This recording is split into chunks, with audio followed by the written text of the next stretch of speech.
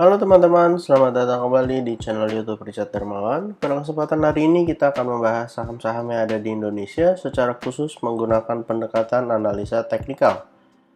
Pada kesempatan hari ini kita akan membahas 6 saham, dan untuk saham pertama yang akan kita bahas pada hari ini adalah saham Wika.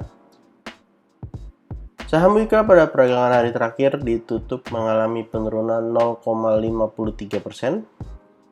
Seperti yang kita lihat bahwa Wika sempat false break ya teman-teman, dimana waktu itu area resistennya ada di kisaran 1090, sempat breakout tapi sayang kembali melanjutkan koreksi dan akhirnya malah turun jauh lebih dalam. Ada yang menarik dari saham Wika, yaitu di sini ada potensi terlihatnya pola inverted head and shoulders. Ini adalah left shoulder, lalu ini adalah headnya, sampai area low di kisaran 860, serta ini adalah right shouldernya. Posisinya saat ini memang lagi koreksi, dan yang menarik adalah kita akan lihat area support terdekat.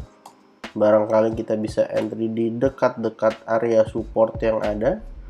Untuk area support terdekat dari saham Wika ada di kisaran area 920. Kita boleh spare sampai area sini, di area 920 sampai 905.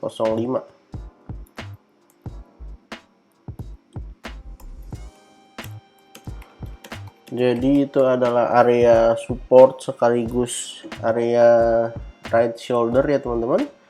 Kalau misalnya jebol daripada area 905, ada potensi untuk mengalami penurunan kembali dan menyentuh area support yang ada di bawah, kurang lebih di area 875. Jadi kita akan pantau apakah area 905 mampu menahan penurunan atau tidak. Kita akan masukkan juga sebuah indikator, yaitu MACD, untuk melihat apakah adanya divergen atau tidak pada saat saham Wika mengalami penurunan. Oh, ternyata tidak ada divergen ya teman-teman,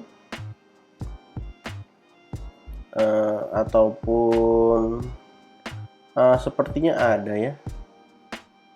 Di sini bisa kita lihat bahwa harga cenderung mengalami penurunan, dan di sini kita bisa lihat bahwa indikator cenderung malah tidak mengikuti harga yang jauh semakin turun. Jadi kalau kita ketemu area support 905, boleh digunakan sebagai kesempatan untuk buy on weakness. Saham kedua yang akan kita bahas pada hari ini adalah Saratoga. Saham Saratoga pada hari perdagangan terakhir kita lihat bersama ditutup mengalami penurunan 0,77%. Setelah sebelumnya berhasil mantul dari area support dan juga area trendline, bisa kita lihat bahwa area 2500 masih menjadi salah satu area yang cukup kuat untuk Saratoga. Karena bisa kita lihat waktu hari Kamis tanggal 17 November itu low-nya di 2480 dan bisa closing di atas area 2600. Selain uptrend channel, sebenarnya Saratoga ada membuat sebuah pola, yaitu inverted head and shoulders jika berhasil breakout daripada area neckline dan juga area resisten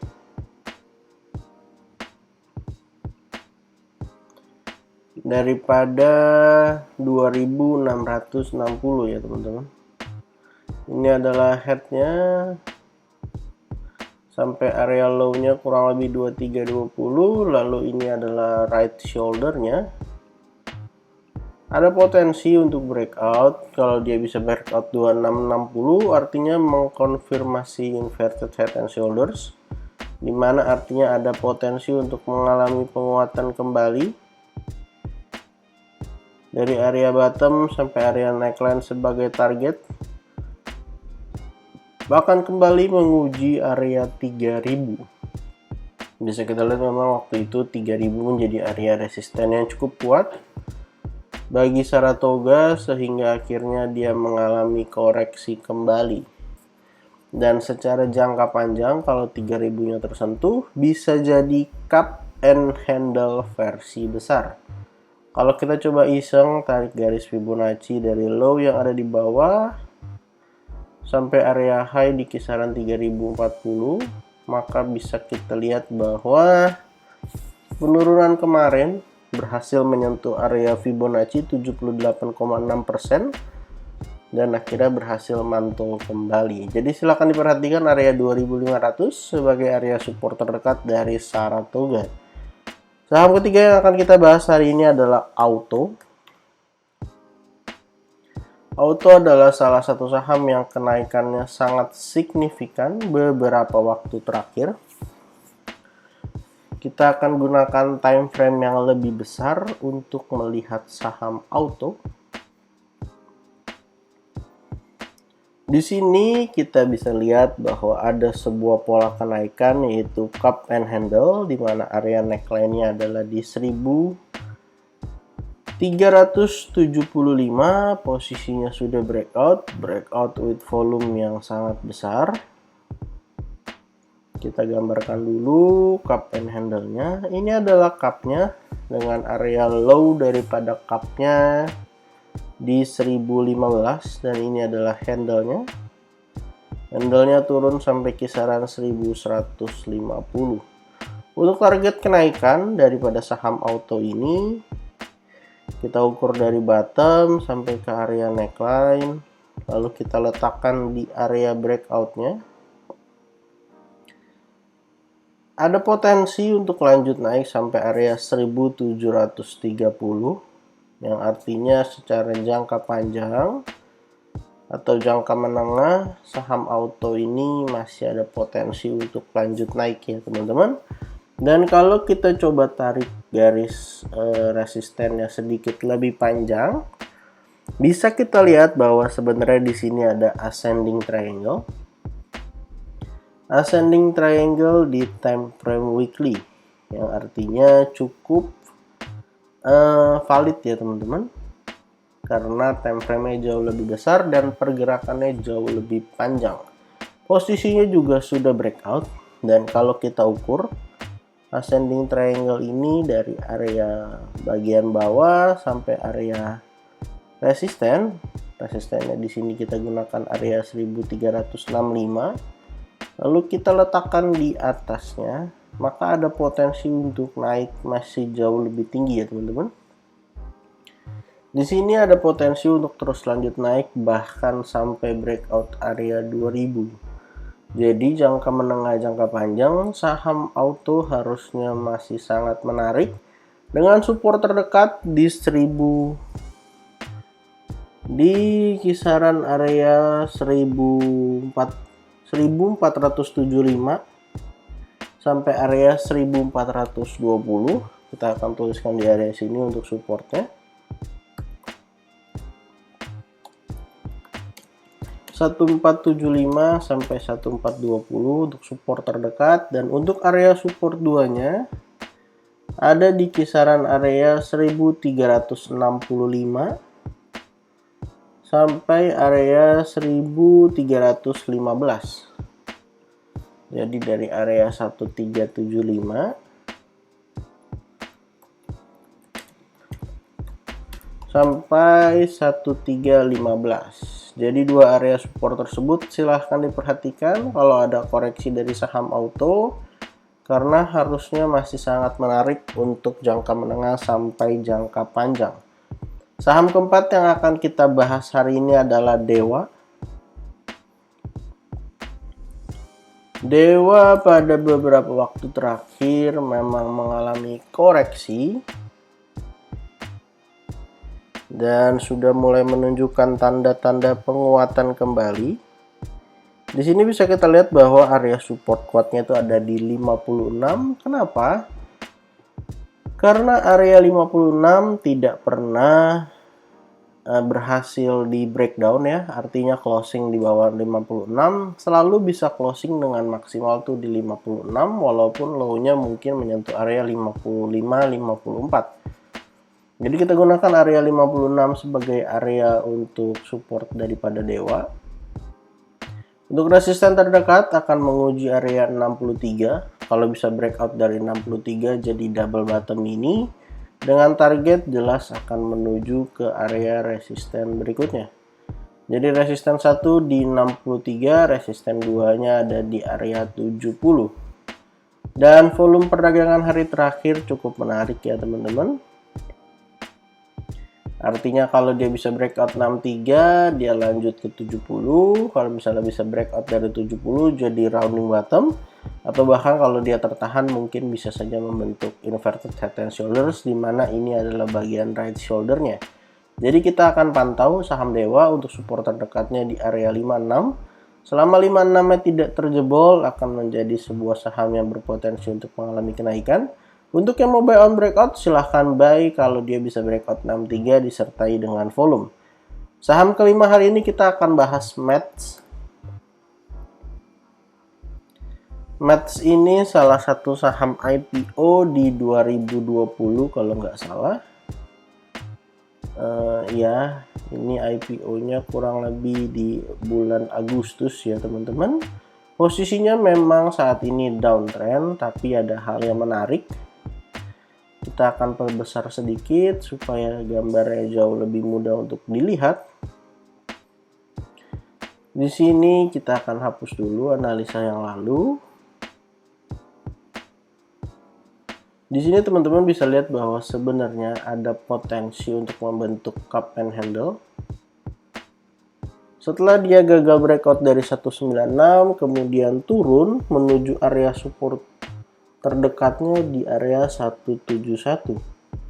Setelah itu berhasil mantul kembali dan akan berusaha breakout lagi pada perdagangan hari esok. Jadi kurang lebih gambarnya seperti ini. Ini adalah cupnya, lalu yang di sebelah ini adalah handle-nya. Artinya ada potensi untuk naik cukup tinggi pada saham METS ya teman-teman. Untuk target kenaikannya itu kita ukur dari 150 sampai area 198, 196. Kita letakkan di area breakout-nya. Di area breakout, jadi ada potensi untuk lanjut naik sampai area kisaran 240-an ya. Tepatnya 243. Kalau kita lihat juga memang area tersebut adalah area resisten, jadi area yang cukup wajar untuk menjadi target kenaikan daripada saham METS. Untuk area support terdekat, kalau misalnya dia koreksi, teman-teman bisa coba pantau dari area 182 sampai area 171. Jadi support terdekatnya 182, 182, 171, ataupun area support 2-nya ada di bagian bawahnya, yaitu di bagian kurang lebih di area 153 sampai 151. Jadi silahkan teman-teman pantau kalau mau buy on weakness atau buy on breakout sesuai dengan area support yang ada. Saham terakhir yang akan kita bahas hari ini adalah BTPS. Saham BTPS pada hari perdagangan terakhir ditutup hammer di support dengan kenaikan 0,56%, di mana area supportnya ada di 3150 sampai area 3050. Dan untuk saham daripada BTPS ini sebenarnya membuat sebuah pola yang sangat menarik, yaitu double bottom. Di mana double bottom ini berpotensi untuk mengalami kenaikan ke area 3620. Tapi ternyata setelah dia menyentuh kurang lebih area 3380, saham BTPS ini kemudian mengalami koreksi untuk retest daripada area support dan juga neckline double bottomnya. Sebenarnya saham ini cukup menarik. Kenapa? Karena pada saat mengalami penurunan, volumenya juga ikut menurun. dan sudah 3 kali ya. Dari tanggal 16 ini dia bisa closing di 3070, lalu 3070 lagi, dan pada hari perdagangan terakhir closing di 3090. Artinya area support 3150 sampai 3050 masih cukup mampu menahan daripada saham BTPS. Untuk teman-teman yang mau buy on weakness, silahkan spare sampai area 3050 dengan target terdekat ke resisten kurang lebih di 3380, lalu akan mengejar area 3500 serta menyelesaikan target kenaikan daripada double bottom ke area 3620. Secara jangka panjang harusnya BTPS ini cukup menarik ya teman-teman, jangka menengah jangka panjang karena ada pola yang bagus. Tapi tentu kita juga harus waspada. Kalau misalnya ternyata dia menjadi false break daripada double bottom, kita juga harus memantau saham BTPS ini. Dan kalau kita coba iseng, tarik garis area Fibonacci dari low yang ada di bawah 2630 sampai 3380, teman-teman juga bisa pantau bahwa area 3090 adalah area golden ratio Fibonacci, artinya area yang kita tandain memang adalah area support yang sekiranya mampu menahan penurunan dari saham BTPS. Jadi total pada kesempatan hari ini kita ada bahas 6 saham. Yang pertama Wika, yang kedua Saratoga, ketiga Auto, keempat Mets, kelima Dewa, keenam BTPS. Disclaimer on, untuk setiap saham yang saya sebutkan pada kesempatan hari ini bukan ajakan menjual atau membeli, bukan juga rekomendasi. Silahkan teman-teman lakukan cek dan dicek kembali. Kalau tidak sesuai dengan analisa teman-teman, silahkan di skip dan cari saham lainnya. Jangan lupa untuk support channel ini dengan cara like, comment, share, dan juga subscribe. Jangan lupa untuk follow akun Instagram saya juga di @jurnalricharddarmawan. Terima kasih untuk teman-teman yang sudah menonton video ini sampai akhir. Kalau ada pertanyaan silahkan tuliskan di kolom komentar. Sampai jumpa di video berikutnya.